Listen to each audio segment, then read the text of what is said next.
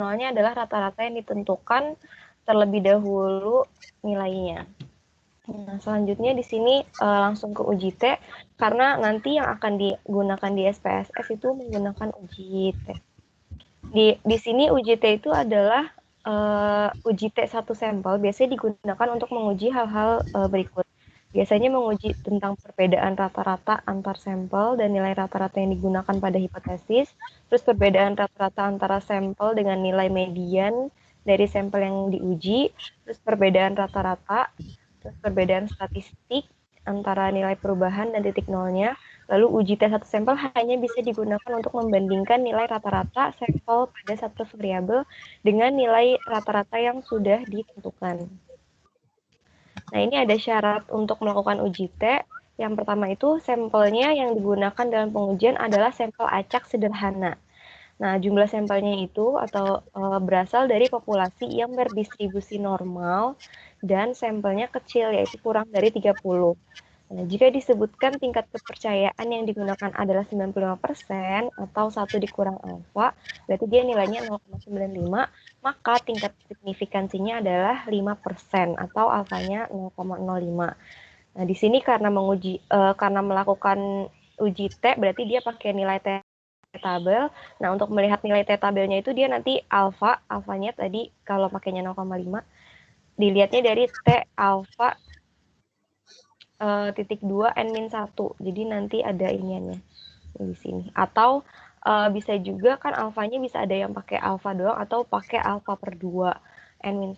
Nah, ini nanti tergantung dilihat dari tabel nilai T tabelnya. Terus ada derajat bebasnya atau dB-nya itu pakai n-1, n dikurang 1. Di sini ada kriteria pengujian. Nah, kriteria pengujian di sini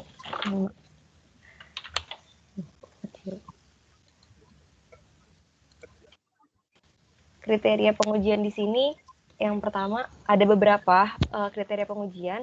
Yang pertama di sini ada untuk H0-nya sama dengan H0-nya itu mu sama dengan Y0 dan H1-nya mu lebih dari mu 0. Berarti ini tadi yang uji pihak kanan.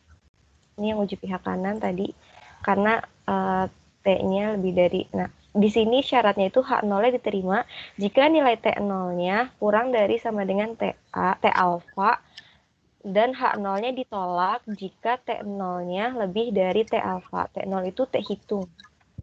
Di sini ada kurvanya. Jadi kalau misalnya dia uji pihak kanan, dia nanti bentuknya seperti ini nih grafiknya. Ini di sini daerah penerimaan H0, di sini penolakan H0-nya. Seperti itu. Lalu di sini kalau misalnya untuk uji pihak kirinya, berarti dia untuk nilai H0-nya tadi mu dan H1-nya itu mu-nya kurang dari mu 0, berarti uji pihak kiri. Di sini kriterianya H0-nya diterima jika T0-nya atau T hitungnya itu kurang dari sama dengan min T alfa dan H0-nya ditolak jika T0-nya kurang dari min T alfa. Ini bentuk grafiknya. Di sini daerah penolakannya di sebelah kiri karena kita tadi uji pihak kiri ya. Terus daerah penerimaan H0-nya di sebelah kanan yang sini. Nah, ini kalau untuk uji dua pihak. Kalau H0-nya tadi mu sama dengan mu 0 dan H1-nya mu tidak sama dengan mu 0. Di sini kriterianya H0 diterima jika min T alfa per 2 kurang dari sama dengan T0 kurang dari sama dengan T alfa per 2. H0 ditolak jika T0-nya lebih dari T alfa per 2 atau T0-nya kurang dari min T alfa per 2. Nih, di sini ada bentuk grafiknya seperti ini. Karena dia uji dua arah ya, jadi dia daerahnya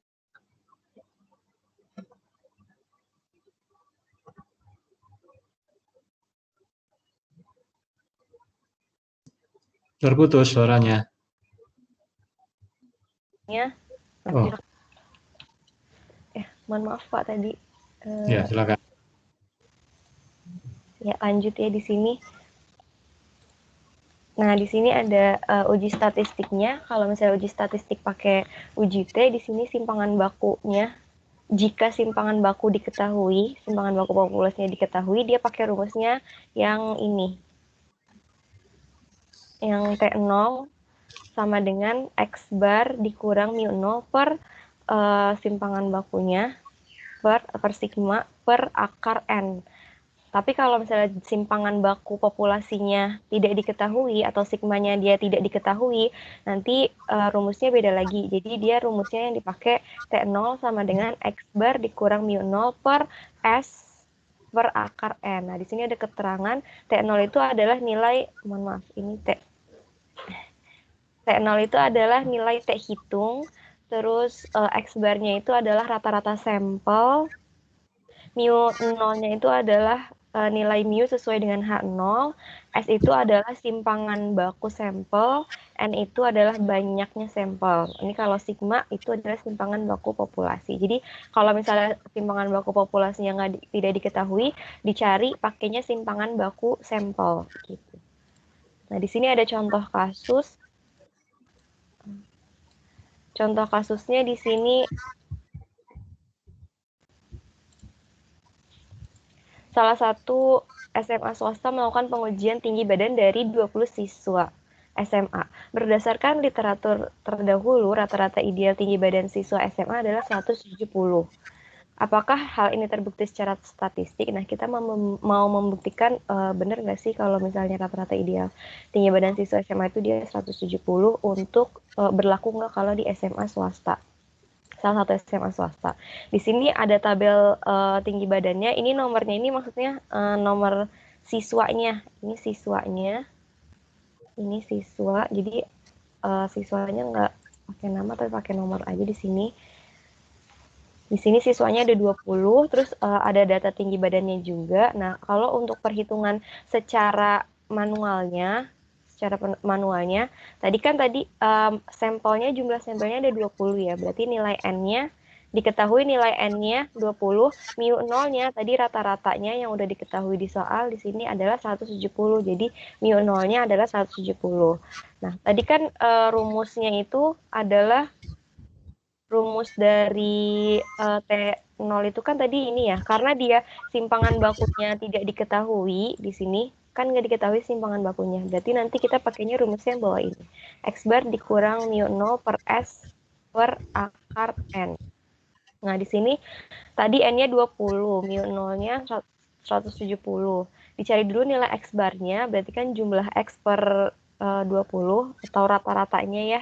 Jadi tadi jumlah X-nya itu adalah si tinggi badan siswa. Jadi ini semua dijumlah, dapat hasilnya 3420 dibagi sama 20 itu adalah banyaknya siswa. Dapat nilai X bar-nya adalah 171. Lalu nilai S-nya atau simpangan baku sampelnya, di sini rumusnya X1 dikurang X bar. XI dikurang X bar kuadrat per N-1. Ini tuh maksudnya, jadi dicari satu-satu nih. Misal, tadi kan rata-rata X bar-nya itu 171. Berarti yang di sini tuh XI itu maksudnya cari 173 dikurang 171 dikuadratin, kayak gitu. Terus 175 dikurang 171, terus nanti dikuadratin, kayak gitu. Itu nanti hasilnya dijumlah, dapat dia nilainya 150. Per N-1-nya, N-nya 20 dikurang 119, dapat terus diakarin, dapat hasilnya 2,8097 atau 2,81. Diambil 2 digit di belakang koma. Nah, di sini hipotesis awalnya kita pakai yang dua arah, yang dua pihak, uji dua pihak. Dimana kalau uji dua pihak tadi, kalau H0-nya itu adalah nilainya mu sama dengan mu0, H1-nya mu tidak sama dengan mu0. Nah, H0-nya ini tadi nilai mu0-nya adalah 70 ya. Jadi hipotesisnya di sini H0 nilainya mu sama dengan 170, terus H1-nya mu sama dengan tidak sama dengan 170. Taraf signifikansinya di sini pakainya alfa per 2 karena dia uji dua arah, jadinya pakai alfa per 2. Alfanya kan tadi 5%. 5% dibagi 2 jadi 0,25%. Nah, ini dia karena tadi pakai uji dua pihak. Derajat kebebasannya tadi jumlah N-nya 20 dikurang 1 jadi 19. Karena uji dua sampel, maka tadi bentuknya kan di sini T, di sini alfa ya. karena dia uji dua pihak, jadi alfa per 2 dikurang N-1. Jadi T 0,025 titik 219. Nah, ini nilainya nanti lihat di tabel uji T-nya. Di tabel T.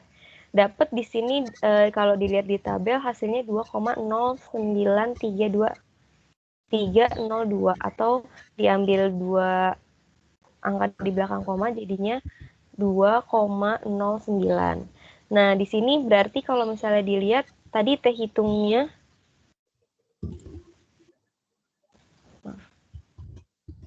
Nah, di sini kalau udah daerah penolakannya dia tolak H0 jika T0-nya atau T hitungnya kurang dari sama dengan min T, 0,25,19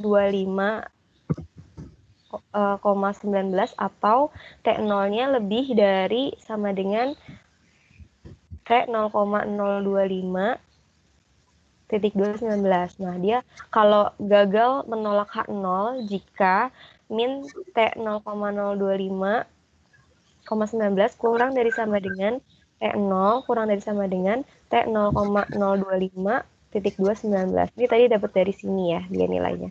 Nilainya yang T tabelnya nilainya 2,09. Terus masuk ke uji statistiknya, kita cari nilai T hitungnya dulu. Tadi karena nggak ada simpangan baku populasi ya, nggak ada sigmanya, jadi kita pakai yang S rumusnya.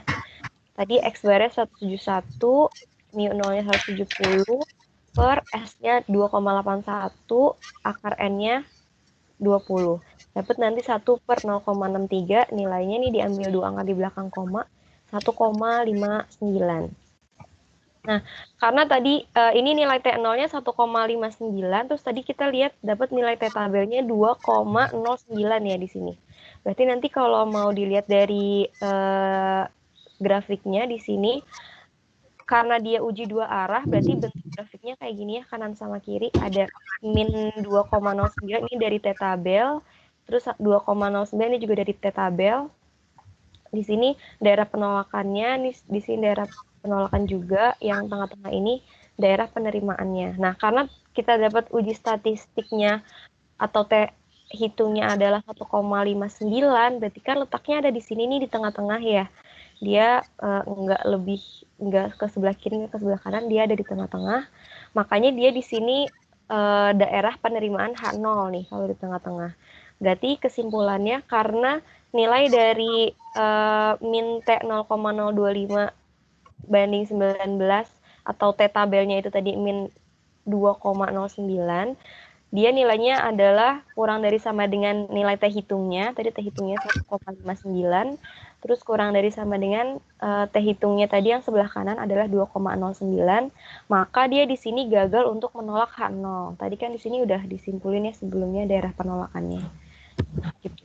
Jadi kesimpulannya di sini dengan tingkat kepercayaan 95% rata-rata tinggi badan di suatu SMA swasta benar adalah 170 cm gitu. Nah, selanjutnya di sini kalau dia menggunakan satu sampel dan menggunakan satu populasi, dia ujinya menggunakan sampel t-test. Uji one sample t-test menggunakan SPSS. Kalau pakai SPSS dia caranya kayak gini. Langkah pertama dimasukin dulu si tabelnya, si nilainya dimasukin ke SPSS. Di sini variabelnya ditulis tinggi badannya siswa. Terus habis itu kalau udah dimasukin angkanya, diklik analyze, terus pilih yang comparements. Kalau misalnya teman-teman mau ngetahuin dia tuh datanya berdistribusi normal apa enggak, kan karena di sini harus berdistribusi normal dulu ya. Jadi kalau misalnya mau ngetahuin mau ngecek datanya berdistribusi normal atau enggak, bisa dicek nanti di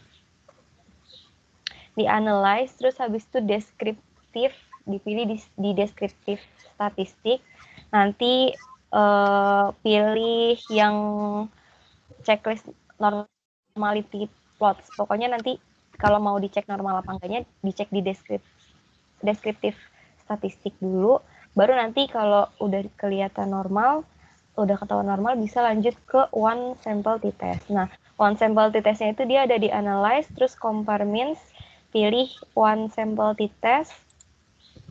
Terus kalau udah dipilih, nanti datanya ini kan di sini ada tinggi badannya ya. Di sini nih tadinya sebelum diklik. Nah, kalau udah diklik nanti dia tinggi badannya pindah ke sini. Terus test value-nya karena tadi rata-ratanya 170, di sini diganti jadi 170. Terus selanjutnya di sini option-nya, nah kalau udah dimasukin tadi nilainya, terus klik option-nya itu dia di sini dimasukin confidence interval presentasinya itu 95%. Terus ini diklik exclude-nya, case analyzed by analysis-nya, terus diklik continue. Nah, nanti akan keluar nilai seperti ini di tabelnya kalau udah keluar. Terus kalau tadi ini udah diklik OK, ini diklik continue terus klik OK, nanti dia akan keluar seperti ini. Ini adalah nilai uji T-nya atau one sample t-test-nya. Nah, di sini ada beberapa bagian. Yang pertama di sini ada N-nya. N-nya diketahui 20, terus mean-nya di sini tadi 171, terus standar deviasinya 2,08, standar error mediannya 0,62. Nah, di sini one sample testnya dapat di sini nilai T-nya, nilai T hitungnya. Ini T hitung ya. Nilainya 1,592, DF-nya itu atau kalau di kita tuh derajat bebas atau DB. DB-nya di sini 19, terus signifikansi to tail-nya dia 0,128. Mean difference-nya atau rata-rata kebedaannya di sini 1. Nah, di sini tingkat 95% confidence intervalnya, lowernya itu dia 0, min 0,315, uppernya dia 2,3150. Di sini bisa dilihat di iniannya ya. Jadi tadi disebutin nih, A-nya tadi adalah jumlah sampel yang digunakan, mean-nya rata-rata, sini ada penjelasannya ya. Terus standar deviasinya, terus tadi yang D itu adalah standar error mediannya yang di sini. Terus E-nya itu nilai T-nya tadi. Terus DF itu derajat kebebasan atau DB-nya. Terus nah di sini batas bawah dan batas untuk selang kepercayaan, batas bawah dan atasnya untuk selang kepercayaan 95%.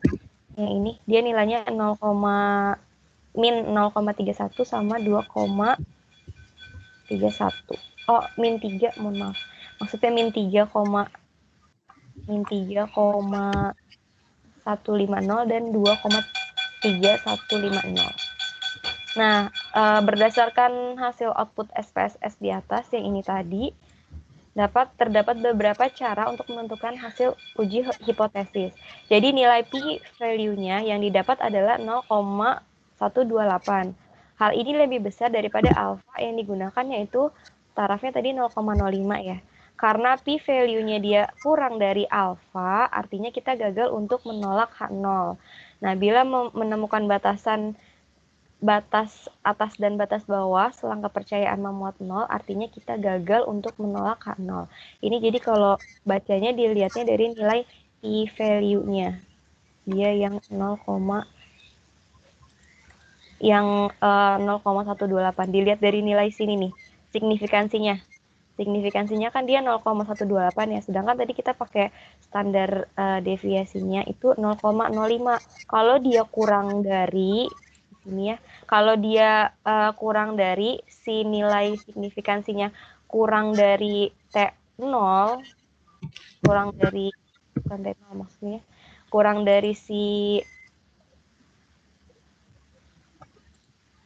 dari signifikansi yang tadi kita pakai 0,05, jadi dia menerima H0. Tapi kalau tolak H0. Tapi kalau misalnya dia signifikansinya itu lebih dari 0,05, signifikansinya lebih dari 0,05, itu dia gagal menolak H0 atau dengan kata lain dia menerima H0 kayak gitu.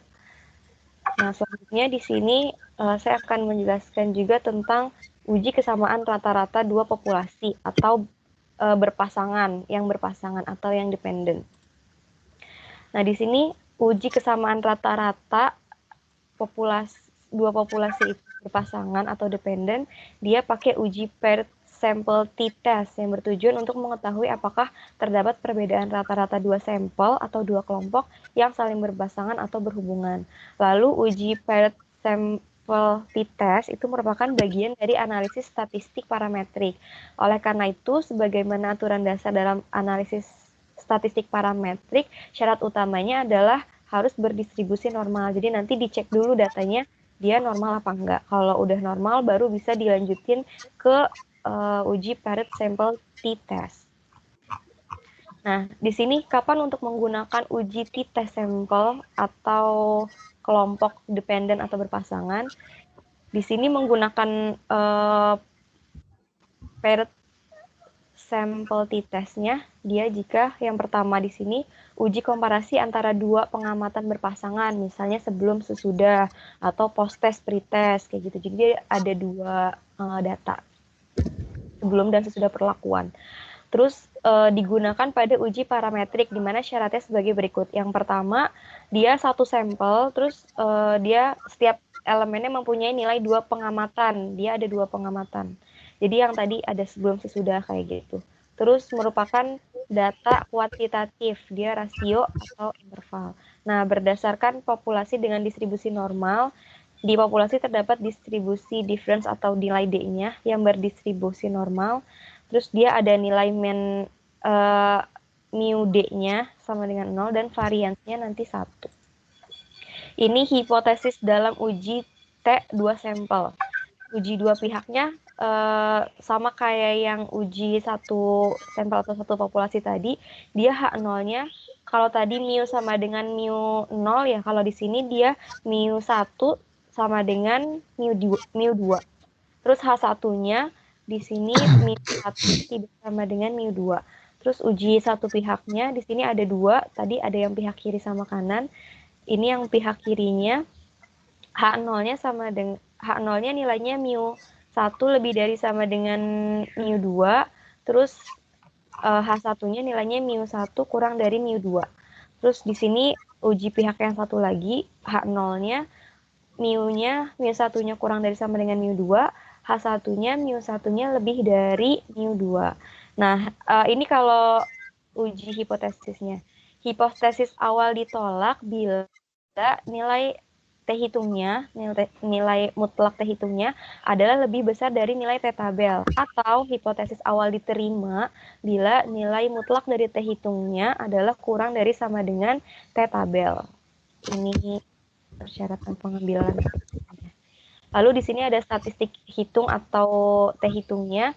Di sini nilai T-nya sama dengan D bar, nilai D bar dari dikurang sama mu D dibagi sama SD per akar N. Atau ini kalau dia nilai mu D-nya diketahui. Tapi kalau misalnya nilai mu D-nya nggak diketahui, maka nanti kita menggunakan rumus yang ini, T sama dengan D bar per SD per akar N. Jadi nggak ada mu D-nya. Lalu untuk mencari nilai SD-nya itu untuk mencarinya nilainya akar dari 1 per N-1 sigma dikali sama sigma D kuadrat dikurang jumlah dari sigma D dikuadratkan dibagi sama N. Nah, di sini ada keterangannya D besar atau D kecilnya. Kalau di atas kan D kecil ya, di bawah di sini D besar, tapi artinya sama aja, yaitu selisih antara masing-masing objek yang berpasangan nilai X1 dikurang X2 kayak gitu. Terus mu D-nya di sini nilai rata-rata perbedaan nilai D-nya, D populasi dari keseluruhan pasangan data. Biasanya sih dia nilai mu D-nya 0, tapi kalau diketahui berarti pakai rumus yang ini yang atas.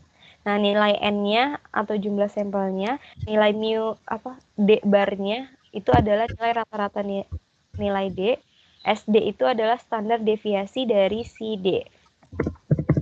Di sini ada langkah-langkah pengujian signifikansi hipotesis dalam pengujian perbedaan rata-rata dua kelompok berpasangan. Yang pertama, untuk mengerjakan secara manualnya ya, tetapkan nilai H0-nya dulu dan nilai H1-nya. Terus habis itu tetapkan titik kritisnya, tingkat kepercayaannya bisa pakai 95% atau tingkat kepercayaan 99%. Nah, nanti di sini dilihat pada nilai T-tabelnya. Lalu selanjutnya tentukan daerah titik kritisnya. Di sini untuk menentukan daerah titik kritis dengan menggunakan dB, derajat kebebasan, nilainya N dikurang 1, banyaknya sampel dikurang 1. Selanjutnya tentukan nilai T hitungnya dengan menggunakan rumus. Lalu uji signifikansi dengan membandingkan besarnya nilai T hitung dengan T tabel. Ini ada contoh kasus di sini. Suatu kegiatan penelitian eksperimental telah berhasil menemukan metode ABG sebagai metode baru untuk mengajarkan mata kuliah Statistika 2.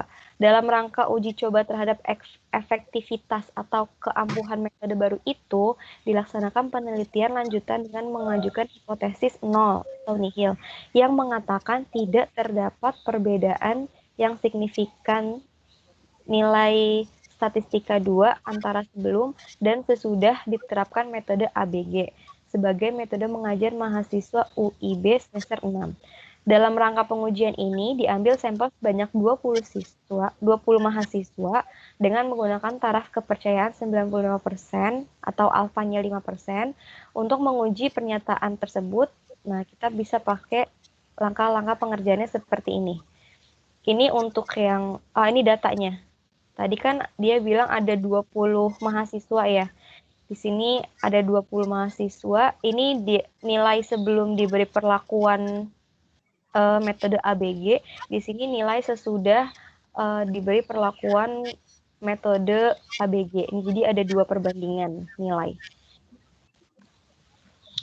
Nah, langkah-langkah pengerjaannya secara manual, yang pertama tadi menentukan hipotesis yang digunakan, yaitu kalau di sini kita menggunakan H0-nya itu adalah pakai yang uji dua pihak. Kalau di sini saya pakai yang uji dua pihak, yaitu H0-nya μ1 sama dengan μ2, H1-nya μ1 tidak sama dengan μ2.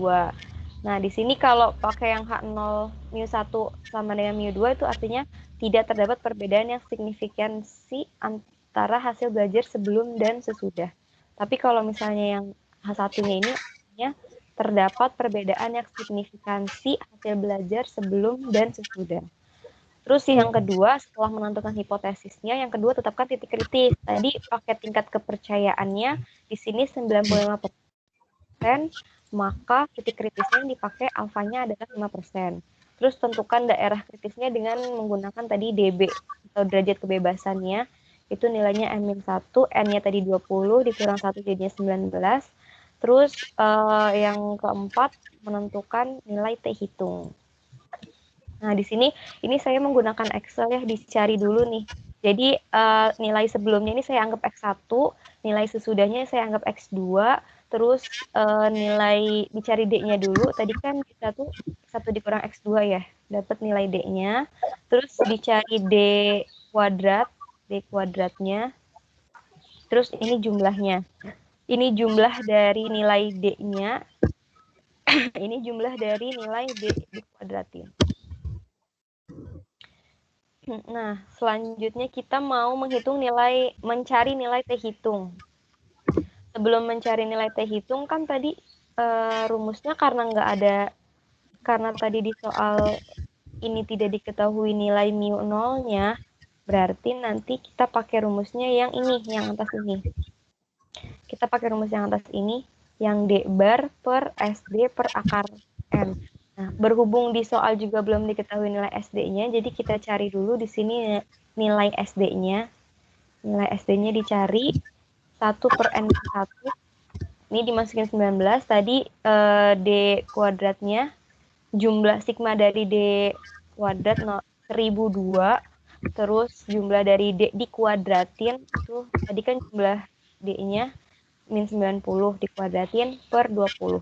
Dapat hasilnya si SD-nya atau nilai S-nya itu adalah 5,0645. Nah, dimasukin ke sini. Dimasukin ke rumusnya. Tadi min D bar rumusnya kan D bar ya, atau rata-rata. Ini rata-rata. Oh, ini rata-rata ya. Rata-rata nilainya min 90 per 20 dibagi sama ini nilai SD-nya. Nilai SD-nya per akar N. Ini nilai N atau banyak sampelnya. Dapat nanti hasilnya dia min 3,5902. Nilai T hitungnya. Nah, setelah tadi dicari nilai T hitungnya, di sini kita mau melakukan uji signifikansi. Tadi T tabelnya itu 2,093. 2,093 itu dari nggak ditulis di sini. Dari ini tuh dapatnya dari nilai T alfa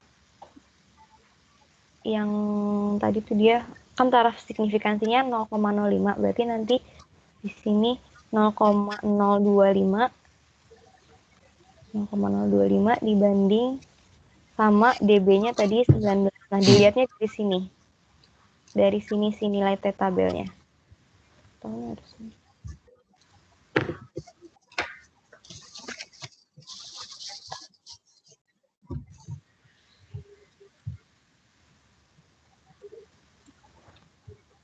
Dilihat nilai T tabelnya dari sini. Ini taraf signifikansinya dibagi 2. Kenapa dibagi 2? Karena tadi kita pakainya uji dua pihak, makanya dia alfa per 2, jadi 0,025. Terus tadi kita dapat nilai T hitungnya, ini T tabel. Terus habis itu tadi dapat nilai T hitungnya. T hitungnya adalah dia nilainya min 3,5902.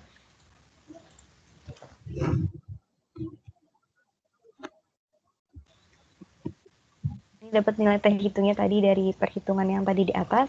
Nah, sehingga di sini nilai T hitungnya, nilai mutlak dari T hitungnya itu adalah nilai mutlaknya berarti langsung aja ya. Nilai mutlak dari T hitungnya berarti dia 3,5902. Artinya dia di sini nilai T hitungnya lebih besar dari nilai T tabel. T hitungnya dia lebih besar dari nilai T tabel karena T hitungnya 3,5902, T tabelnya dia 2,093. Nah, karena dia T hitungnya lebih besar dari T tabel, jadi dapat disimpulkan bahwa H0 ditolak, sehingga kesimpulannya bahwa terdapat perbedaan yang signifikan antara hasil belajar statistika 2 sebelum dan sesudah diterapkannya metode ABG seperti itu. Nah, selanjutnya saya mau menjelaskan ini menggunakan SPSS.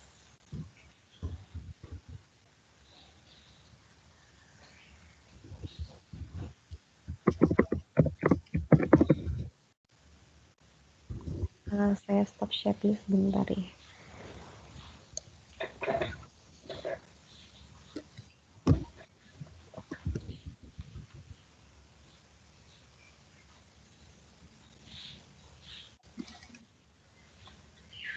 Tadi kan kalau yang uji one-t-test sampel di PowerPoint udah ada SPSS-nya, jadi langsung ke pirate sampel t-testnya. Nah,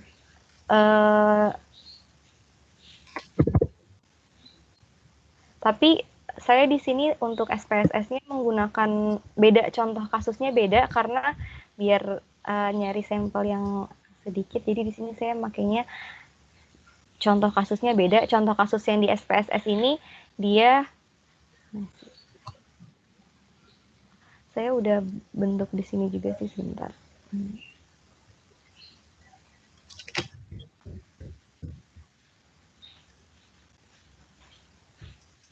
Nah, di sini contoh kasus uji paired sample t-test dalam penelitian. Ini untuk yang menggunakan SPSS-nya, kemarin saya coba dia berbeda dengan contoh kasus yang tadi di PowerPoint.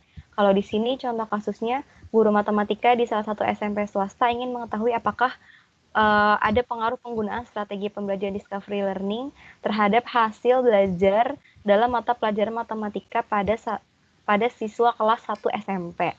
Nah, di sini untuk mengetahui ada tidaknya pengaruh dari strategi pembelajaran tersebut, guru ini melakukan 2 kali tes, yaitu tes pre-test dan post-test, dengan tujuan untuk mengetahui hasil belajar siswa. Jadi pretest itu yang sebelum diberi perlakuan, post-test itu yang sudah diberi perlakuan. Pretestnya ini nama siswanya, di sini ada sampelnya jumlahnya 13, terus pretestnya di sini nilai pretest, nilai sebelum diberlakukan strategi discovery, ini nilainya. Ini post-testnya setelah diajarkan menggunakan strategi discovery learning. Ini nilai post-testnya. Nah, selanjutnya di sini kan tadi kalau uji paired sample t-test juga datanya harus dicek dulu berdistribusi normal apa enggak. Kalau dia sudah berdistribusi normal, maka bisa dilanjutkan untuk menggunakan paired sample t-test. Jadi langkah pertama sebelum kita masuk ke paired sample t-test, kita gunakan dulu di sini, masukkan dulu kita uji dia berdistribusi normal atau tidak. Jadi dimasukin ke paired, jadi dimasukin ke nilai SPSS-nya, terus habis itu nanti kita cek test of normality-nya. Nah, di sini saya udah ada hasil tes normality-nya. Hasilnya di sini nilai pretestnya statistiknya 0,211, terus nilai post-testnya 0,184. Terus dapat nilai signifikansinya di sini 0,345 sama 0,114. Nah, di sini berdasarkan output tes normality-nya yang menggunakan uji Shapiro-Wilks-nya di sini nih, karena kan ujinya dia nilainya adalah 0,34 sama 0,114. Tadi pretestnya 0,34, post-testnya 0,114. Nah, karena nilai tersebut lebih besar dari 0,05, 0,05 ini adalah nilai alfa ya. Di sini kita pakai taraf nyatanya yang 95%, makanya alfanya kita pakai 5%. Nah, dapat disimpulkan bahwa data dari nilai pretest dan post-testnya berdistribusi normal karena dia lebih dari si nilai alfa. Nilai pretestnya lebih dari alfa, nilai post-testnya juga lebih dari alfa. Alfanya tadi 0,05. Makanya dia di sini berdistribusi normal. Nah, dengan demikian maka persyaratan atau asumsi normalitas dalam pengujian uji paired sample t-test sudah terpenuhi. Nah, di sini ada langkah-langkahnya untuk menggunakan uji paired sample t-test. Yang pertama kita masukin dulu datanya, dimasukin datanya dulu. Pretestnya, di sini pretestnya, numeriknya, tipenya numerik. Ini dimasukin datanya seperti ini, labelnya pretest sama post-test. Terus desimalnya kita bikin 0 di sini, karena nilainya bilangan bulat semua.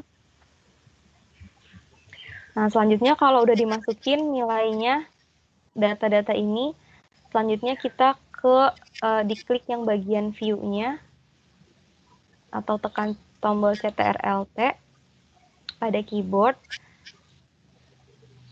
Nah, nanti hasil yang udah kita input tadi, dimasukkan nilainya, tadi nilai pretestnya berapa, post-testnya berapa, ini dimasukkan ke tabelnya ini nilainya. Kalau udah dimasukin tabel post-test, nilai post-test sama nilai pretestnya, terus karena tadi udah diuji ternyata dia berdistribusi normal, maka kita bisa melanjutkan ke paired sample t-test. Di sini untuk mengujinya klik analyze, terus pilih yang compare means, terus pilih yang paired sample t-test. Nah, kalau udah nanti muncul kotaknya kayak gini. Terus ntar dimasukin nih variabel satunya dimasukin nilai pretest, variabel 2-nya dimasukin nilai post-test. Nah, kalau udah dimasukin, nanti udah pindah nih dia kayak gini bentuknya. Terus diklik option, dimasukin nilai tingkat kepercayaannya 95% atau signifikansinya jadi nanti 5% atau 0,05. Terus diklik exclude case analysis by analysis. Terus diklik continue, ini diganti 95%. Terus kalau udah diklik continue, nah setelah itu Kalau udah nanti klik tombol oke terakhir. Nanti kalau udah diklik tombol oke, nanti dia di sini akan muncul hasil dari yang tadi, hasil dari tesnya ini, penafsiran hasil uji Pirate Sampel T-Test. Ini ada beberapa tabel di sini. Nah, yang pertama di sini nanti ada keluar beberapa. Jadi ada yang pertama nih, terus ada nanti yang kedua, ini ada ini juga. Terus ada yang kayak gini juga, ada tiga tabel ya. Nah, saya jabarin dulu yang pertama. Ini tabel yang pertama, nanti di sini ada mean-nya. Di sini ada rata-ratanya, terus ada jumlah sampelnya, N-nya, ada standar deviasinya, sama standar error dari rata-ratanya. Tadi rata-rata dari pretestnya itu dia 54,62, terus nilai dari post-testnya 67,69. Nah, di sini bisa dilihat kalau rata-rata dari post-testnya itu dia nilainya lebih besar daripada nilai rata-rata dari pretest.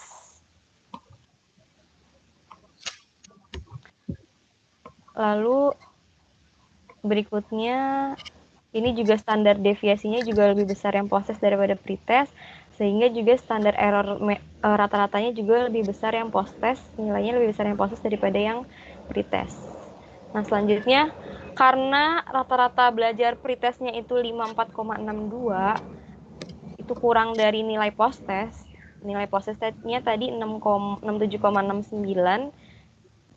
maka artinya secara deskriptif ada perbedaan rata-rata hasil belajar antara pretest dengan hasil post-test. Nah, selanjutnya untuk membuktikan apakah perbedaan tersebut benar nyata atau melalui signifikansinya atau tidak, jadi mau ngelihat apakah benar ada perbedaan atau enggak, maka kita perlu menafsirkan hasil uji Pirate Sampel T-Test-nya. Ya, tabel yang kedua, ini tabel yang kedua. Ini dia di sini tabel yang kedua muncul pair satunya itu. Jadi ini Pirate Sample Correlation, hubungannya antara pretest sama post-testnya. Dengan nilai jumlah sampelnya tadi 13, korelasinya dia di sini dapatnya 0,350, terus signifikansinya dia dapatnya 0,24. Nah, dari output di atas menunjukkan hasil korelasi antara hubungan antara dua data atau hubungan variabel pretest dengan variabel post-test. Di sini berdasarkan output diketahui nilai koefisien korelasinya atau correlation di sini nilainya 0,350, dengan signifikansinya, nilai signifikansinya 0,424 dari tabel ini. Karena nilai signifikansi yang di tabel ini kurang dari probabilitas atau signifikansi yang tadi kita pakai kan 0,05 ya. Sedangkan dia di sini nilai signifikansinya 0,24. Berarti dia taraf signifikansi yang di tabel sini lebih besar dari si nilai alfa. Maka dapat dikatakan bahwa tidak ada hubungan antara variabel pretest dengan variabel post-test. Terus terakhir di sini tabel yang terakhir ada interpretasi tabel output Pirate Sample Test. Nah, di sini hasilnya ini tabel yang terakhir Pirate Sample Test-nya. Di sini ada nilai rata-ratanya dari perbandingan nilai post-test sama pre-test-nya. Nilai rata-ratanya min 13,007, standar deviasinya 11,996, standar errornya dia ada 3,327, terus tingkat kepercayaannya tadi kita pakai 95%, terus batas bawahnya min 20,326, batas atasnya min 5,82. Nah, di sini dapat nih nilai T-nya atau T hitungnya di sini. Ini T ini adalah T hitung. T hitungnya dapat nilainya min 3,930. Terus DF itu derajat kebebasan atau DB ya kalau kita nyebutnya. DB-nya itu dia 12, DB itu nilainya dari N-1, jadi 13 dikurang 1, makanya dapat 12 di sini. Terus nilai signifikansi two-tielednya di sini 0,002. Nah, berdasarkan dari hasil ini, dia nilai T-nya tadi min 3,930. Hasil ketiga output ini yang akan menentukan dari pernyataan di atas. Rumusan hipotesis yang kita ambil di sini H0-nya tidak ada perbedaan rata-rata antara hasil belajar pretest dengan post-test, yang artinya tidak ada pengaruh penggunaan strategi pembelajaran discovery dalam meningkatkan hasil belajar matematika pada siswa kelas 7 SMP. Nah, nilai H1-nya di sini ada perbedaan rata-rata antara hasil belajar pretest dengan post-test, yang artinya ada pengaruh penggunaan strategi pembelajaran discovery dalam meningkatkan hasil belajar untuk mata pelajaran matematika pada siswa kelas 7 SMP. Itu tadi rumusan hipotesis penelitiannya. Nah, karena tadi kita udah dapet si nilai, di sini disebutin ya, jika nilai signifikansi two-tielednya kurang dari 0,05, maka nanti dia H0-nya ditolak dan H1-nya dia diterima. H1-nya dia diterima. Tapi kalau misalnya kebalikannya, kalau misalnya dia nilai signifikansinya lebih dari alfa atau lebih dari 0,05, maka nilai H0-nya nanti dia di sini diterima dan nilai H1-nya dia di sini ditolak. Sekarang kita cek nih dari tabel ini. Nah, berdasarkan tabel paired sample t-test, yang di sini diketahui tadi nilai signifikansi two-tielednya 0,025, dia nilainya kurang dari 0,05 ya, karena ini taraf signifikansinya. Maka di sini tadi berdasarkan yang ini tadi nih, pengujian ini, maka nilai H0-nya diterima. Maka H1-nya diterima, H0-nya di sini ditolak, dan H1-nya di sini diterima. Karena nilai signifikansi two-tielednya dia kurang dari signifikansi, maka nilai H0-nya ditolak dan H1-nya diterima. Sehingga dapat disimpulkan bahwa ada perbedaan rata-rata hasil belajar pretest dengan post-test, yang artinya ada pengaruh penggunaan strategi pembelajaran discovery dalam meningkatkan hasil belajar untuk mata pelajaran matematika siswa kelas 7 SMP.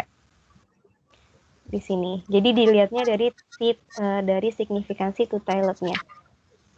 Nah,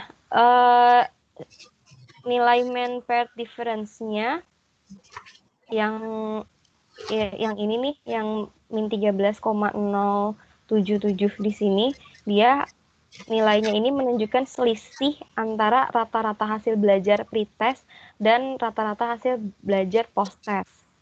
Atau nilainya tadi yang dari paling atas dari sini nih, nilainya nih. Nah, yang ini nih, hasil selisih dari ini nih dapatnya. Itu selisih itu dapat dari si ini. Terus di sini batas bawahnya tadi min 20,326, batas atasnya min 5,828 dengan tadi taraf di sini dari yang ini. Dengan tingkat kepercayaannya tadi kita pakai 95%. Seperti itu. Ini biar cepat, jadi saya bacanya dari Word yang udah saya bikin, tapi perlu dijelasin ke ininya nggak Pak, ke SPSS-nya? Saya kira udah cukup, udah detail sekali. Ya. Selanjutnya akan dibahas independen sampel data berhubungan yang tidak berhubungan oleh Bu Khairun. Sebelum apa namanya sebelum lanjut mungkin saya tadi nanti mungkin nggak bisa ikut full ya gitu. Cuman saya ingin apa namanya mengomentari dulu gitu ya Mbak ya. Iya, Pak. Saya kira pertama apa presentasinya sudah bagus, sudah sangat detail ya dari yang disampaikan tadi. Eh, Baik apa namanya perhitungan atau penjelasan secara manual dan juga dengan SPSS gitu. Kemudian konsep teorinya saya kira juga sudah sangat lengkap, saya kira sangat bagus. Kemudian sedikit saja catatan Mbak, yang di bagian awal itu tadi kan untuk yang uji satu sampel, Mbak mengatakan eh, menggunakan uji Z kalau sampelnya lebih dari 30 ya, dan Iya. uji T kalau sampelnya kurang dari 30. Eh, Begini yang lebih pas ya. Kalau sampel, kalau kita tidak melihat ukuran sampel, maka uji Z itu digunakan kalau variansinya diketahui. Distribusinya normal, tapi variansinya diketahui. Kalau kalau variansinya diketahui, baik sampelnya besar atau kecil, kita pakai Z. Lebih lebih apa? Karena distribusinya eksak, distribusinya normal. Ya. Pakai distribusi statistiknya, distribusi sampling distribusinya itu normal. Jadi sekali lagi kalau variansinya diketahui sampel besar atau kecil kita menggunakan uji Z. Nah sekarang kalau sampelnya kecil ya, kalau sampelnya kecil ya kembali kalau misalnya variansinya diketahui ya tetap pakai Z sampel kecil. Kalau sigma diketahui. Nah cuman eh, kalau variansinya besar ya sekali lagi kalau variansinya besar kok variansinya besar sampelnya besar Sampel. kalau variansi yang diketahui kan tetap Z. Nah kalau variansi yang tidak diketahui saya kembali kali tadi kalau variansinya tidak diketahui baik besar maupun kecil pakai T ya. Saya ulang ya dari awal mungkin Mbak cek lagi. Kalau variansinya diketahui apakah sampelnya besar atau kecil itu kita pakai uji Z ya. Kalau variansinya tidak diketahui itu kita eh, besar atau kecil lebih baik pakai uji T ya. Namun kalau variansinya besar, kalau sampelnya besar, variansinya tidak diketahui, yang tadi eksaknya uji T, itu kalau kita gunakan uji Z itu juga hasilnya akan sama, akan sangat mendekati. Mengapa? Karena distribusi T itu kalau ukuran sampelnya, kalau derajat kebebasannya menuju tak hingga itu atau besar, itu akan mendekati distribusi normal. Ya, jadi kalau sampelnya besar, variansinya tidak diketahui, boleh pakai T, boleh pakai Z, gitu. Dan hasilnya tidak akan jauh berbeda. Tapi distribusi eksaknya distribusi T. Sehingga kalau saya lebih suka kalau variansinya diketahui pakai Z, kalau variansinya tidak diketahui pakai T gitu. Toh tabel T tersedia, tabel Z juga tersedia. Iya, Pak. Makasih, Pak. Ya, yang lainnya saya kira sudah oke. Ya, makasih banyak, Mbak. Berikutnya silahkan kalau mau presentasi apa namanya yang independen, tentu di sini hadir apa ya teman-teman yang lain nanti setelah selesai presentasi, silahkan nanti ada diskusi, ada tanya jawab. Tentu peserta apa yang tidak presentasi bisa menanyakan hal-hal yang kurang jelas. Nanti kalau ada yang diskusinya apa nggak tuntas di posting aja di WA biasanya nggak bisa berkomentar karena mungkin nanti sebentar lagi saya akan di perjalanan gitu. Baik, Pak. Ya, makasih Mbak. Itu aja dari saya. Makasih banyak, Pak. Baik, Pak. Mungkin bisa dilanjutkan ke Bu Inan. Baik, mari silakan Mbak.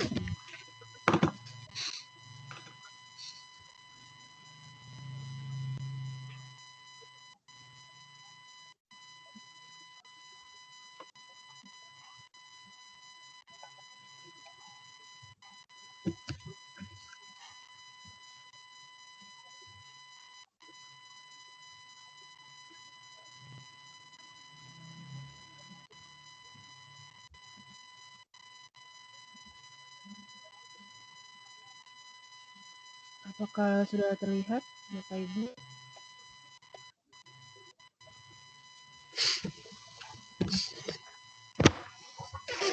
Sudah. Sudah, baik. Baik, saya akan melanjutkan untuk uji rata-rata dua populasi independen.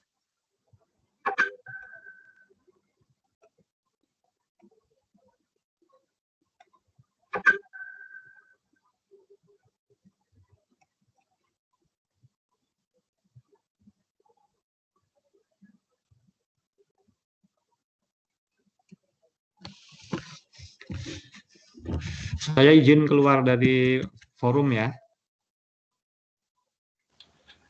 Baik, Pak. Baik, Pak. Ya, Terima kasih banyak, Pak. silakan diteruskan. Baik, Pak. Terima kasih banyak, Pak. Ya, sama.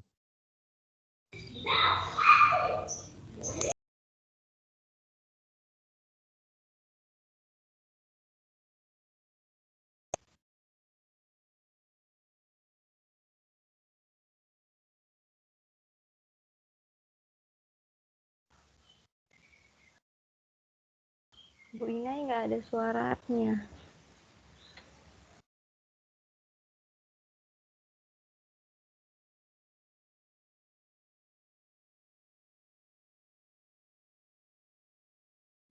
PowerPoint-nya diedit dulu ya, nanti kalau udah selesai dikirim sama yang Word-nya tadi.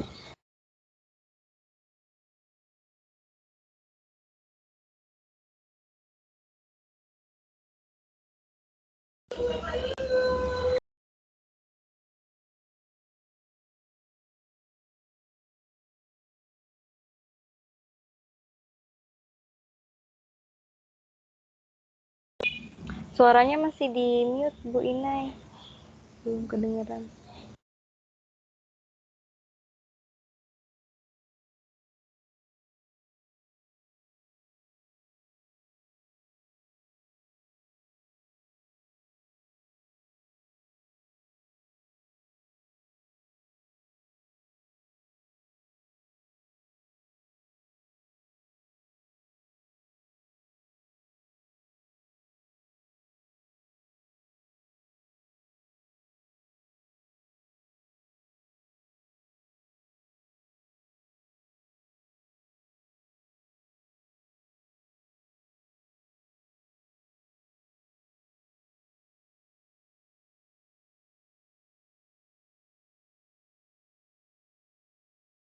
Suaranya hilang.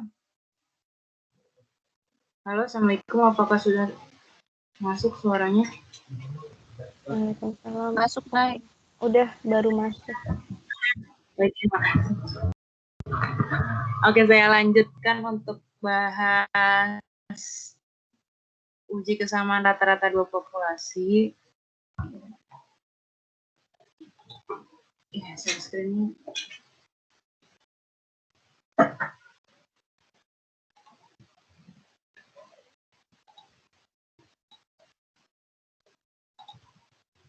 Apakah sudah muncul PowerPoint-nya?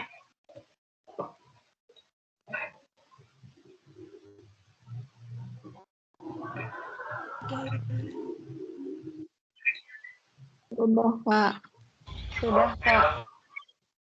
Oke, jadi tadi diuji dua pihak, itu dibagi tiga. Yang pertama, jika variansinya diketahui. Yang kedua, jika variansinya tidak diketahui. Yang ketiga, jika kedua-duanya tidak diketahui. Nah, kemudian untuk uji satu pihak, itu ada uji pihak kanan sama uji pihak kiri. Nah, saya akan bahas untuk yang pertama dulu. Menguji kesamaan dua rata-rata, uji dua pihak. Nah, jadi untuk uji dua pihak ini biasanya digunakan untuk membandingkan dua cara mengajar, kemudian juga bisa digunakan untuk dua cara produk, dari dua macam obat, dan lain sebagainya. Nah, jadi untuk keperluan ini akan digunakan dasar distribusi sampel mengenai selisih statistik, misalnya selisih rata-rata. Nah, misalkan ada dua populasi normal, masing-masing rata-ratanya -1 dan -2. Nah, sedangkan simpangan bakunya itu standar deviasi 1 dan standar deviasi 2. Nah, secara independen dari populasi ke-1 diambil sebuah sampel acak berukuran N dan juga berukuran N2. Nah, dari kedua sampel ini berturut-turut kita bisa dapatkan rata-rata dan juga simpangan bakunya. Nah, untuk uji hipotesisnya itu H0 apabila μ1 sama dengan μ2, kemudian H1 jika μ1 tidak sama dengan μ2. Nah, tadi ini untuk yang pertama, jika simpangan baku pertama sama dengan simpangan baku kedua, sama dengan simpangan bakunya, tapi tidak diketahui. Nah, jadi seperti tadi yang dikatakan Pak Suyono, kalau jika tidak diketahui dan jika variansi diketahui, walaupun besar atau kecil, jadi pakai Z ya uji statistiknya. Nah, makanya kita bisa gunakan Z sama dengan rata-rata 1 dikali rata 2 per simpangan baku dikali akar 1/N1 tambah 1/N2. Nah, dengan taraf nyata alfanya itu dengan kriteria ujinya H0 jika nilai tadi uji Z-nya itu diantara Z tabel ya, diantara nilai Z tabel, kemudian itu nanti berarti terima H0. Nah, berarti untuk hal lainnya itu nanti H0 ditolak. Nah, kemudian ini untuk yang jenis kedua, jika simpangan bakunya tidak diketahui. Nah, kalau tidak diketahui, sama seperti tadi yang dependen ya, yang dependen itu jika tidak diketahui, maka kita bisa gunakan uji T. Nah, jadi ada perbedaan sedikit untuk yang tidak diketahui. Jadi uji T-nya T sama dengan rata-rata 1 dikali rata-rata 2 per S dikali akar 1/N1 plus 1/N2, di mana S kuadratnya itu nilai dari N1 dikurang 1 dikali S1 kuadrat ditambah N2 dikurang 1 dikali S2 kuadrat per N1 tambah N2 dikurang 2. Nah, kemudian ini tadi untuk yang tipe kedua, kemudian yang ketiga, 1, 2, yang ketiga kelewat. Nah, kita lihat dulu contoh untuk yang tidak diketahui bahan bakunya. Jadi misalnya ada dua macam makanan A dan makanan B. Diberikan kepada kedua ayam secara terpisah untuk jangka waktu tertentu. Nah, kemudian ingin diketahui macam makanan mana yang lebih baik bagi ayam tersebut. Nah, jadi di sini sampel acaknya terdiri dari 11 ayam yang diberi makanan A dan juga 10 ayam diberikan makanan B.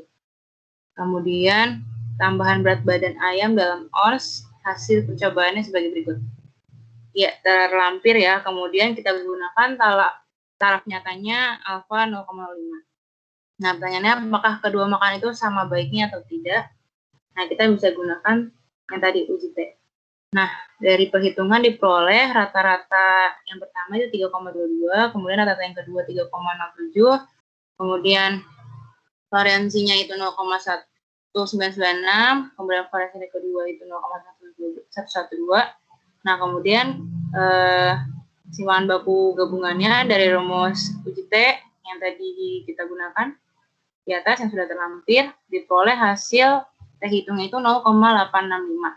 Nah, berarti bisa kita bandingkan T hitung ini dengan T tabel ya. T tabel dari 0,975 dengan derajat bebasnya itu 19. Nah, 19 ini kita cek di tabel T ya. Diperoleh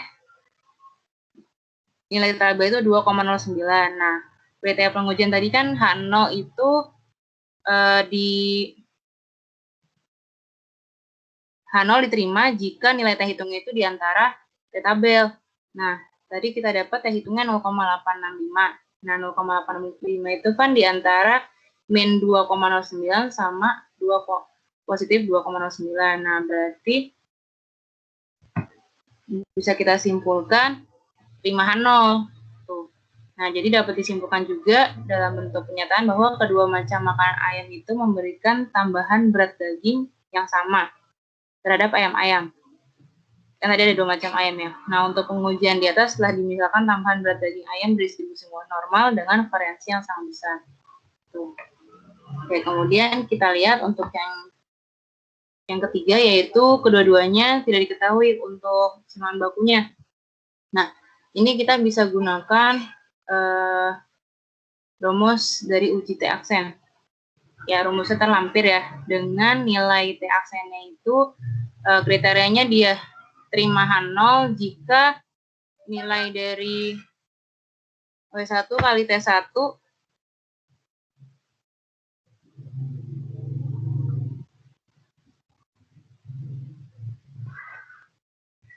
ditambah W2 dikali T2 per W1 tambah W2 dan juga di antara W1 plus W1 kali T1 ditambah W2 kali T2 per W1 tambah W2 dengan W1-nya itu variansi pertama per banyaknya sampel yang pertama, kemudian W2-nya juga sama ya, kemudian dengan T tabelnya itu 1 dikurang 1 per 2 alfa, kemudian dengan derajat bebasnya yang 1 dikurang 1.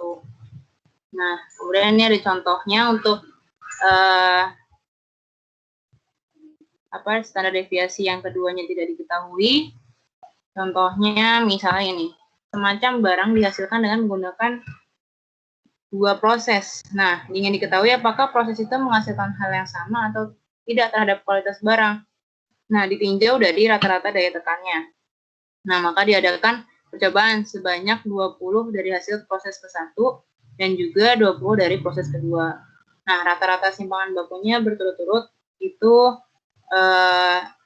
9,25, kemudian yang kedua 2,24 kilogram, kemudian rata-rata kedua itu 10,40, dan simpangan bakunya 3,12 kg. Nah, jika variansi kedua populasi tidak sama dengan taraf nyata 0,05, bagaimana hasilnya?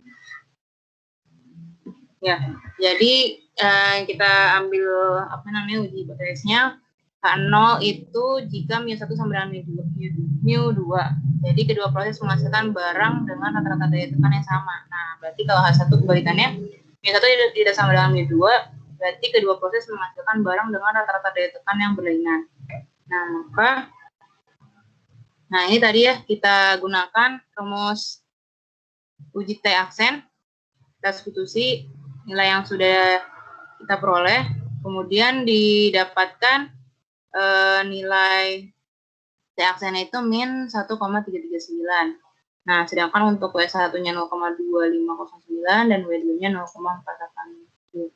Nah, untuk T tabelnya itu tarafnya itu 0,975 dengan dB-nya 19. Nah, diperoleh T tabelnya 2,09. Sehingga bisa kita dapatkan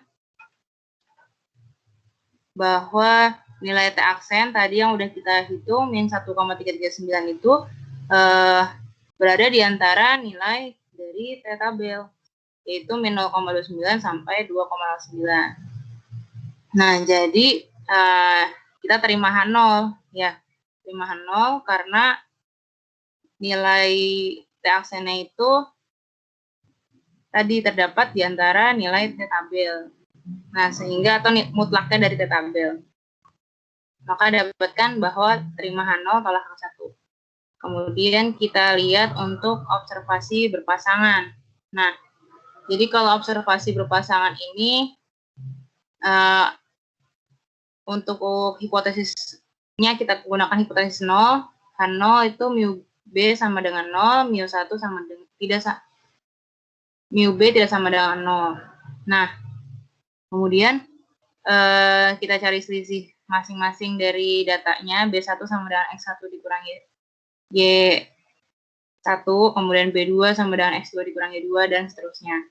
Nah, sehingga kita dapatkan rumus untuk observasi berpasangan itu T sama dengan rata-rata dari B per standar deviasi per akar N. Nah, kemudian untuk ujinya dia terima H0 jika T-nya itu di antara atau di antara mutlak T tabel, kemudian ditolak jika lainnya, ya, atau berarti dia di luar dari nilai mutlak T tabel.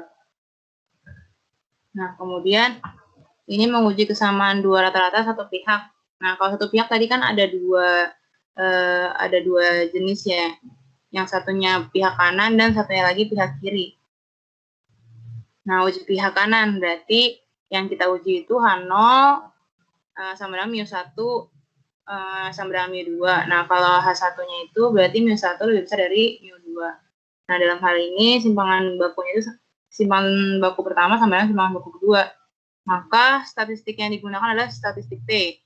Seperti rumus yang dua yang di atas tadi ya, kita gunakan, dan juga untuk variansinya itu pakai rumus yang 3 yang di atas ini tadi ya.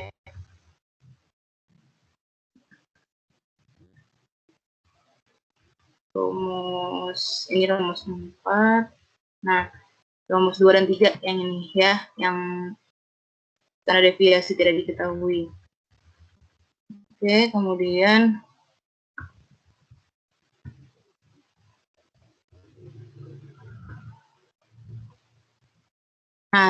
untuk statistik ujinya H0 diterima jika T-nya itu T hitung kurang dari T tabel. Kemudian berarti tolak terima H0 jika T hitung kurang dari T tabel. Nah, dan sebaliknya. Nah, untuk uji pihak kanan, DB atau derajat kebebasan yang digunakan yaitu sampel pertama ditambah sampel kedua dikurang 2 dengan peluangnya itu 1 min alfa.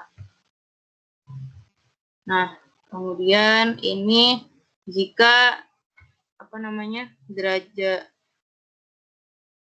jika standar deviasi pertama tidak sama dengan standar deviasi kedua, maka yang bisa kita gunakan tadi seperti rumus 4 ya, kita menggunakan uji T aksen. Untuk rumusnya sama yang digunakan. Nah, kita langsung ke contoh soalnya. Diduga bahwa pemuda yang senang berenang rata-rata lebih tinggi badannya daripada pemuda yang sebaya yang tidak senang berenang. Nah, untuk meneliti ini telah diukur 15 pemuda yang senang berenang dan 20 yang tidak senang berenang. Nah, diperoleh rata-rata tinggi badannya yaitu 167,2 dan yang satu lagi 160,3. Nah, diketahui juga simpangan bakunya 6,7 cm dan 7,1 cm dengan taraf nyatanya 0,5. Nah, dapatkah kita mendukung dugaan tersebut? Oke, kita uji dulu. Berarti H0 jika μ1 sama dengan μ2. Nah, berarti kenyataannya rata-rata tinggi badan pemuda yang senang berenang kurang dari atau sama dengan rata-rata tinggi badan pemuda yang tidak senang berenang. Nah, kalau untuk yang H1 itu berarti μ1 lebih dari μ2 atau rata-rata tinggi badan pemuda yang senang berenang lebih tinggi dari rata-rata tinggi badan pemuda yang tidak senang berenang. Nah, kemudian alfa yang diketahui tadi dan juga daerah kritisnya kita pakai yang taraf 5% ya, atau 0,95 dengan derajat kebebasannya 33. Nah, tadi diperoleh dari N1 tambah N2 dikurang 1. Nah, diperoleh dari tabel T itu T tabel 1,70. Oke, kemudian kita lanjutkan melakukan perhitungan. Ya. Nah, di perhitungan ini jika distribusi tinggi badan untuk kedua kelompok pemuda itu normal, jadi ini kita misalkan yang pertama kita asumsikan dia normal dan simpangan baku pertama sama dengan simpangan baku kedua, maka bisa kita gunakan untuk yang rumus 1 tadi. Kita bisa gunakan uji T dengan variansinya yang tadi rumus keduanya. Nah, kemudian kita masukkan angkanya yang sudah diketahui, diperoleh T hitungnya 2,913. Nah, dari penelitian T-nya itu kan 2,913. 2,913. Nah, sedangkan T tabelnya 1,70. Nah, berarti H0-nya itu ditolak ya. μ1 sama dengan μ2 itu ditolak. Kenapa? Karena tadi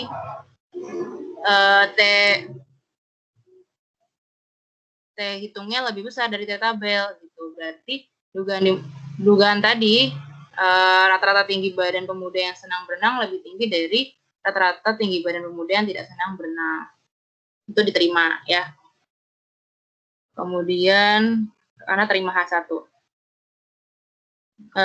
Nah, yang kedua ini misalnya kalau standar deviasi pertama itu tidak sama dengan standar deviasi kedua. Nah, kita bisa menggunakan rumus yang keempat, ya, dengan uji T aksen tadi. Nah, diperoleh T hitungnya 2,94, kemudian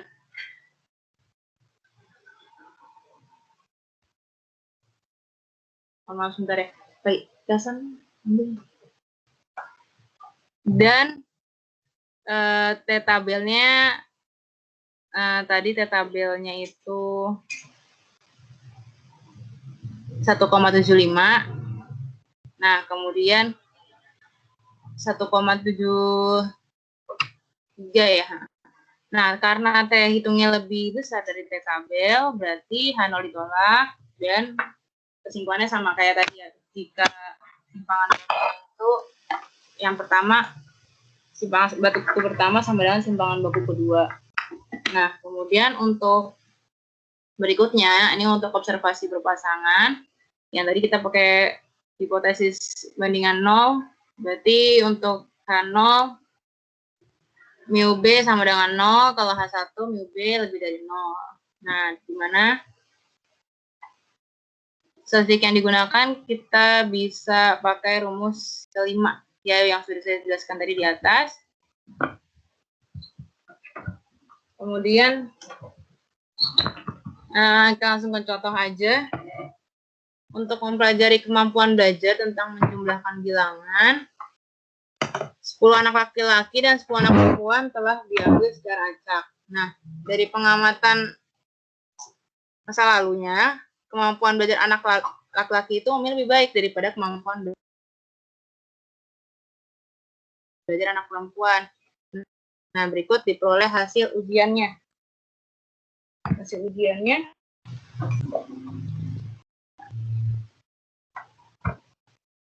nah, kalau laki-laki itu nilainya ada 30, 21, 21, 27, 20, 25, 27, 22, 28. Nah, kalau yang perempuan juga terlampir. Nah, pertanyaannya apakah yang dapat disimpulkan dari hasil ujian ini?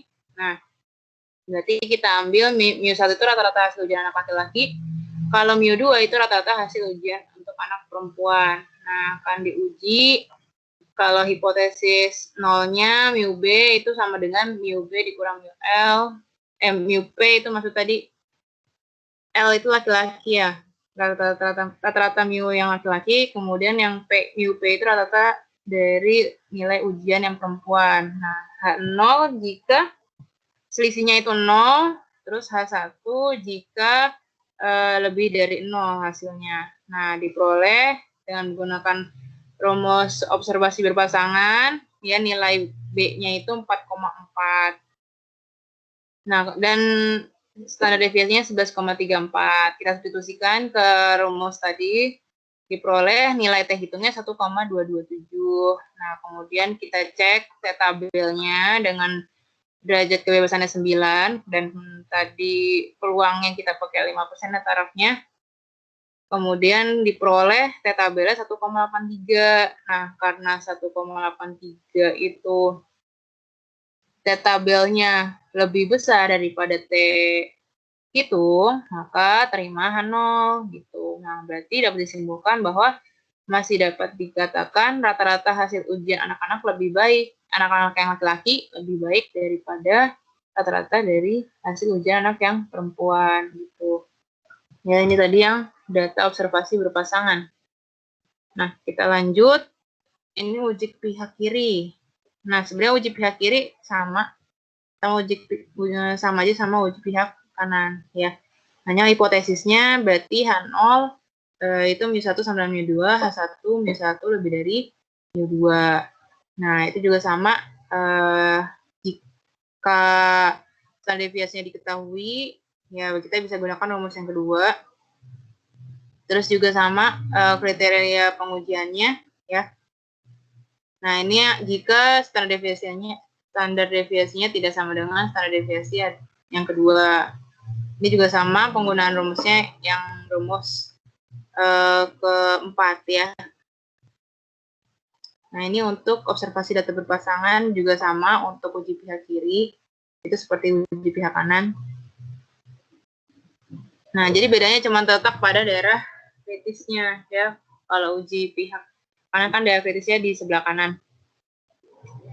Nah, ini kita langsung aja tutorial untuk independent t-test dengan SPSS.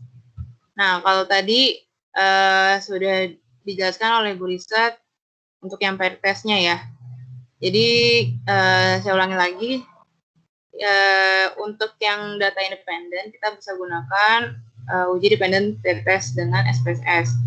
Nah, uji ini kita gunakan untuk mengetahui adakah perbedaan rata-rata yang bermakna antara dua kelompok bebas yang berskala data interval atau datanya rasio. Nah, dua kelompok bebas yang dimaksud ini adalah dua kelompok yang tidak berpasangan. Kayak misalnya gini, sumber data yang berasal dari subjek yang berbeda. Ada kelompok kelas A dan kelompok kelas B. Nah, di mana responden dalam kelas A dan kelas B ini adalah orang-orangnya berbeda atau subjeknya berbeda. Nah, sedangkan kalau tadi seperti yang sudah dijelaskan Bu Risa,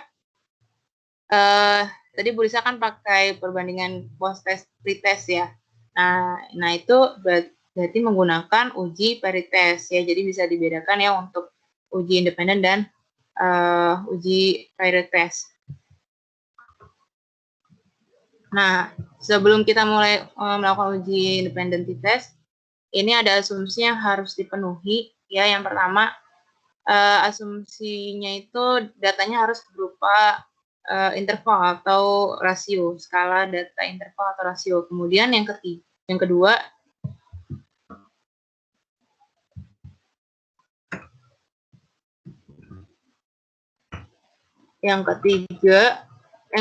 kelompok data itu harus saling bebas atau tidak berpasangan. Karena kalau tadi berpasangan, berarti kita pakai paired yang sudah dijelaskan sama Bu Risa. Terus yang ketiga itu data harus berdistribusi normal. Kemudian yang keempat, variansi antar kelompok itu harus sama atau homogen. Nah, sama seperti yang tadi sudah dijelaskan, kita di awal harus membuktikan dulu. Untuk nomor 1 sama nomor 2, kita tidak perlu untuk menguji SPSS-nya, tapi kalau untuk asumsi 3 sama 4, kita harus mengecek dulu apakah data tersebut berdistribusi normal dan juga homogen gitu ya. Nah, kemudian di sini ada contoh kasusnya, saya bedakan dengan yang tadi sudah dijelaskan agar datanya lebih mudah untuk dianalisis dan dimasukkan ke SPSS. Misalnya di sini sebagai contoh, kita akan melakukan pengujian hipotesis komparatif untuk mengetahui apakah ada perbedaan antara rata-rata hasil belajar siswa pada kelompok A dan kelompok B. Nah, yang kalau kelompok A itu gurunya ngajar pakai metode belajar ceramah. Kalau yang B itu gurunya nerapin metode belajar diskusi di kelompok B. Nah, setelah itu guru membagikan soal yang sama kepada masing-masing siswa ya, pada dua kelompok tersebut. Jadi ini udah jelas ya, dua kelompok ini subjeknya beda. Nah, maka dia pasti independen. Adapun soal skor hasil belajar masing-masing siswa untuk kelompok A dan kelompok B dapat kita lihat pada gambar tabel di bawah ini ya. Nah, ini. Jadi ini datanya ya dari hasil tadi kelompok A dan kelompok B.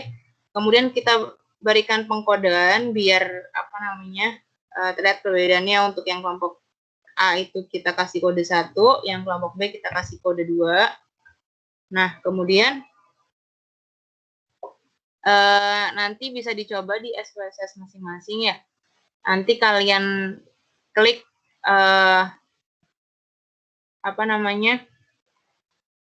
value table-nya. Nah, kemudian value-nya itu diisi 1, itu buat yang kelompok A. Kemudian sama untuk yang kelompok B, berarti value-nya diisi 2 tadi untuk pengelompokannya. Kemudian nanti diklik OK. Nah, nanti hasilnya tampilannya seperti ini. Nah, berarti sudah ada data yang diinput ya. Nah, ini datanya. Kemudian kita lakukan analisis. Nah, klik tanda analisis, kemudian compare means. Nah, di compare ini kita pilih independent sample t-test. karena kita mau menguji dua data yang saling bebas tadi ya. Nah, kemudian dipindahkan tadi di drag yang hasil belajar ke test variable, terus yang kelompok di drag ke grouping variable. Nah, kemudian klik define group. Nah, di define group ini, grup satunya pilih tadi yang satu, grup 2-nya pilih yang 2, kemudian continue. Nah, sebelum kita lihat hasil datanya, di sini ada pengambilan keputusan ya. Jadi, sama seperti yang independen, jika nilai signifikannya itu lebih dari 0,5, maka H0 diterima. Tapi kalau sebaliknya berarti H0 ditolak. Atau bisa juga kita katakan tidak ada perbedaan rata-rata hasil belajar siswa kelompok A dan kelompok B. Tapi kalau nilai signifikannya kurang dari 0,5, H0 ditolak. Nah, berarti ada perbedaan terima H1 ya. Rata-rata hasil belajar siswa antara kelompok A dan kelompok B. Nah, ini hasil tabelnya. Yang pertama, ya interpretasi untuk tabel. Karena nanti ada dua tabel ya dari hasil yang kita gunakan tadi uji tes independent sample. Nah, untuk tabel yang pertama ini ada grup statistik. Nah, dari di sini kita bisa lihat ya, kelompok B tadi kan ada 5 data ya, dan kelompok A itu ada 6 data. Nah, di sini N-nya, kemudian diketahui juga rata-ratanya diperoleh, rata-rata kelompok A itu 77,817, kelompok B 87,240, dan standar deviasinya juga diketahui ya. Nah, dari sini sebenarnya sudah terlihat bahwasannya rata-rata yang A sama yang B itu lebih besar yang B. Nah, selanjutnya kita bisa buktikan apakah dari perbedaan tadi itu ada ada perbedaan nggak yang berarti dari kedua nilai tadi ya, dengan melihat interpretasi tabel berikutnya. Nah, ini interpretasi tabel berikutnya. Nah, di sini kita bisa lihat nilai signifikannya itu 33. Nah, 0,738 ini ternyata dia lebih besar dari 0,05. Maka bisa kita katakan bahwa data ini homogen atau sama. Nah, kemudian bisa kita lihat lagi ya. Di sini ada kolom Levin test maksudnya, maaf. Di sini kolom Levin test yang ini ya, yang warna biru. Nah, kita lihat dulu. Dari output SPSS di atas, yang perlu diperhatikan adalah nilai Levin testnya dan signifikansinya dari nilai T. Nah, jika nilai signifikansi dari Levin test itu lebih kecil dari 0,5, berarti nilai Levin testnya signifikan. Nah, dengan kata lain, variansi dari kedua kelompok berbeda.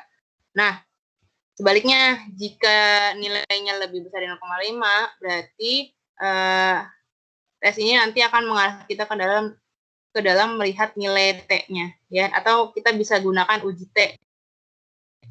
Kita bandingkan dengan T tabel. Nah, kemudian kita lihat. Nah, tadi kan dari output ya, tadi kita bisa lihat tabelnya bahwasannya dia lebih besar dari 0,5. Jadi terima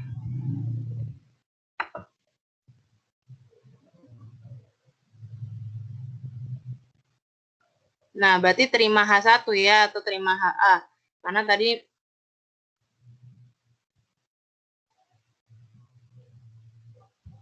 Karena tadi di sini kita hipotesisnya.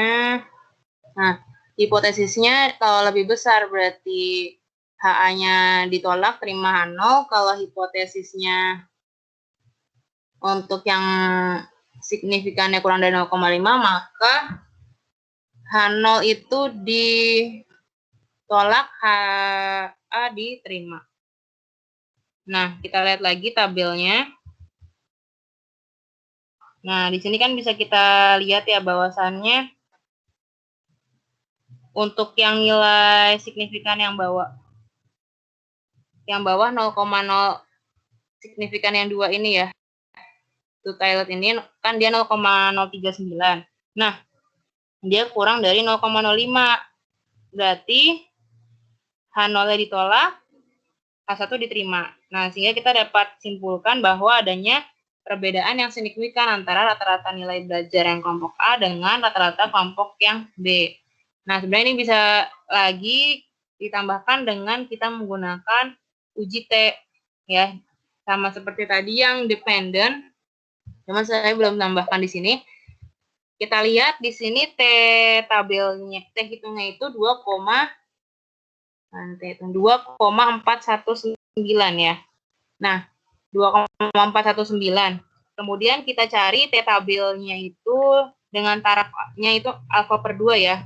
Taraf alfa per 2 dengan derajat kebebasannya itu 9 diperoleh T tabelnya 0,025. Nah, berarti 2,419 lebih besar dari 0,025.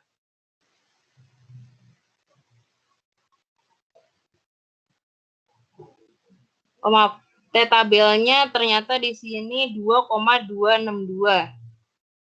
Dari T tabel 2,62. Oke, saya bikin baru aja di sini.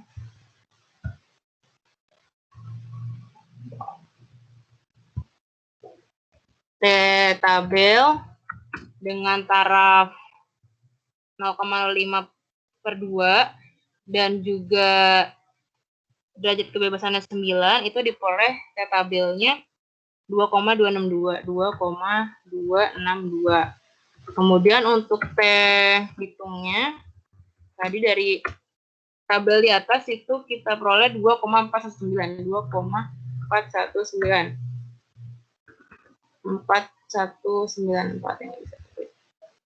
Nah, berarti T tabel lebih besar dari T hitung. Karena T tabel lebih besar daripada T hitung,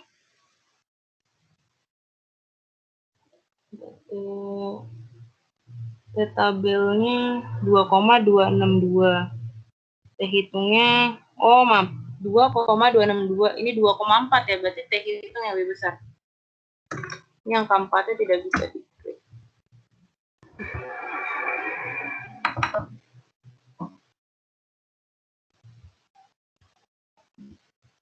Dua koma empat 2,419. Nah, berarti di sini terlihat ya bahwa T hitung lebih besar dari T tabel. Nah, karena T hitung lebih besar daripada T tabel, maka bisa disimpulkan bahwa H0 ditolak, maka H0 ditolak, terima H1. Nah, berarti karena H1 diterima, bisa kita simpulkan sama ya tadi, bahwasannya berarti ada perbedaan rata-rata dari hasil belajar siswa kelompok A dengan kelompok B. Nah, berarti dengan kata lain, penerapan metode belajar ceramah dengan metode belajar diskusi akan menghasilkan hasil belajar yang berbeda. Gitu. Baik, sekian presentasi dari kami, terutama untuk materi independen 2 sampel rata-rata yang independen. Sekian, sampai sini apakah ada yang ingin ditanyakan?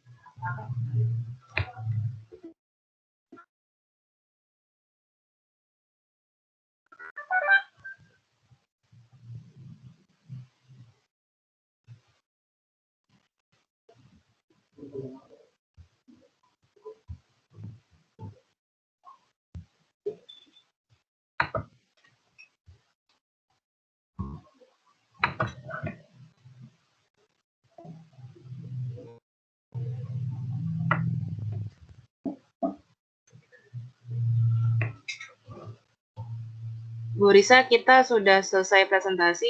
Selanjutnya bagaimana kalau tidak ada yang ditanyakan? Apa ada yang mau bertanya, teman-teman? Kalau nggak ada yang mau bertanya, mau ditutup. Kalau misalnya ada yang mau bertanya, dipersilahkan. Gimana teman-teman?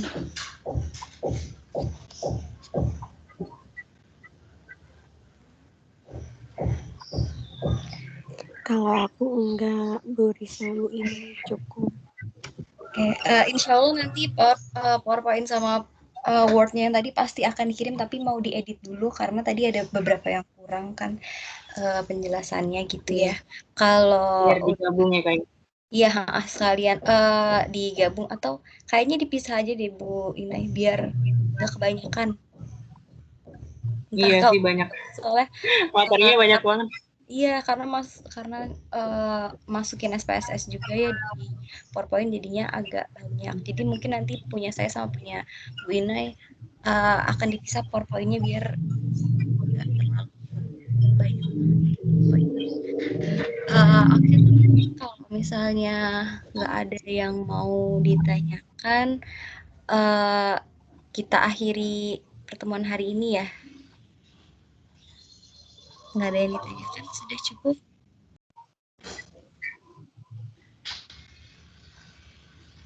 Gimana teman-teman yang lain? Dari saya cukup. Oke, kalau gitu saya dan Bu Inai selaku pemateri mohon maaf jika banyak kekurangan karena kita juga masih belajar. Mungkin kalau misalnya ada yang kurang jelasnya, mau minta lebih jelasnya bisa cari-cari di YouTube atau nanya ke bapaknya langsung kalau kitanya juga penjelasannya kurang jelas. dipahami gitu ya. Terima kasih untuk teman-teman yang sudah berpartisipasi. Kurang lebihnya kami mohon maaf. Kami akhiri. Wassalamualaikum warahmatullahi wabarakatuh. Waalaikumsalam warahmatullahi wabarakatuh. Terima kasih Bu Risa, Bu Inai. Terima kasih banyak Bu Risa dan Bu Inai. Ini langsung live aja ya. Oke.